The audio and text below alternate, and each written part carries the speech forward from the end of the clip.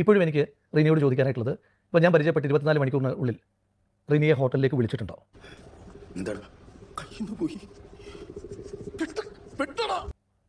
വിളിച്ചിട്ടുണ്ടെങ്കിൽ റിനിയുടെ മറുപടി എന്തായിരുന്നു? അതുകൂടി ഇപ്പോൾ പബ്ലിക് ഡൊമൈനിൽ വെച്ചോളൂ.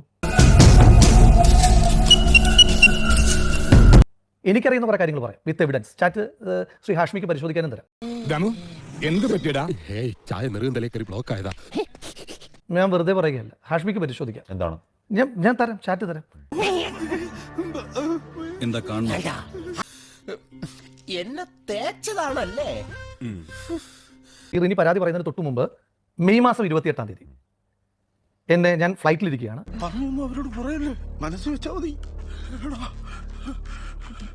റിനിയുടെ ഫോണിൽ നിന്നും തുരുതുര എനിക്ക് കോൾ വരികയാണ്. ഞാൻ ഫോൺ എടുക്കുന്നു. അപ്പം ഞാൻ ആദ്യത്തെ ഫോണൊന്നും എടുത്തില്ല. അപ്പം ഞാൻ ഫോൺ എടുക്കുന്നു. എന്നെ വേണേ 2 അടി അടിച്ചോ, പക്ഷെ ഞാൻ ഉള്ളത് പറയും. എന്താ അപ്പോൾ തുരുതുര ഒരാൾ വിളിക്കാൻ? ഞാൻ ചോദിച്ചു എന്താ? അപ്പോൾ പറഞ്ഞു എൻ്റെ അമ്മയുടെ ബർത്ത്ഡേ ആണ്, മെയ് 28 നൽകണം. അയ്യേ, ഞാനങ്ങനെ ചെയ്യുവോ? അയ്യോ, ഒരു മിനിറ്റ്. മെയ് 28 പറയുന്നു എൻ്റെ അമ്മയുടെ ബർത്ത്ഡേ ആണ്. ഞാൻ പറഞ്ഞാട്ടെ. അപ്പം ഞാൻ അന്ന് അമ്മയുടെ കൊടുക്കാം, അമ്മയ്ക്ക് നിങ്ങളെ ഭയങ്കര ഇഷ്ടമാണെന്ന്.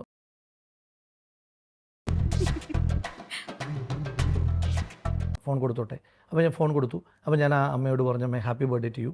My birthday, happy birthday to you. പിന്നെ ഞാൻ ഫ്ലൈറ്റിലാണ്, പിന്നീട് സംസാരിക്കാമെന്ന് പറഞ്ഞിട്ട് ഫോൺ കട്ട് ചെയ്തു. ദൈവമേ, മൂർഖനെയാണല്ലോ ചവിട്ടിയത്.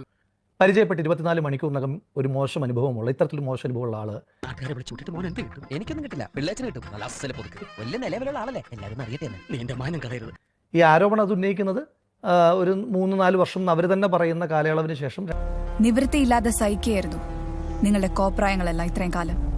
But not anymore. 2025 ഓഗസ്റ്റ് മാസം 19-ാം തീയതി മറ്റാണ് പറയുന്നത്. ആ ഓഗസ്റ്റ് തൊട്ട് മുമ്പുള്ള മെയ് 28-നാണ് ഇവരെന്നെ ഇങ്ങനെ വിളിക്കുന്നത്.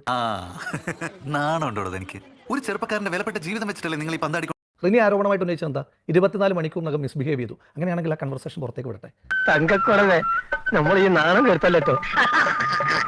തനിക്ക് നാണം ഉണ്ടായിട്ട് വേണ്ടോ നാണം കേടാൻ? റിനിയുടെ മറുപടി എന്തായിരുന്നു എന്ന് പുറത്തേക്ക് വിടട്ടെ. ഞാൻ അങ്ങനെ ചോദിച്ചിട്ടുണ്ടോ, റിനി എന്ത് പറഞ്ഞു എന്നുള്ള സാധനം പുറത്തേക്ക് വിളിച്ചിട്ടുണ്ടോ? ഒരു കയ്യബദ്ധം നാറ്റിക്കരുത്.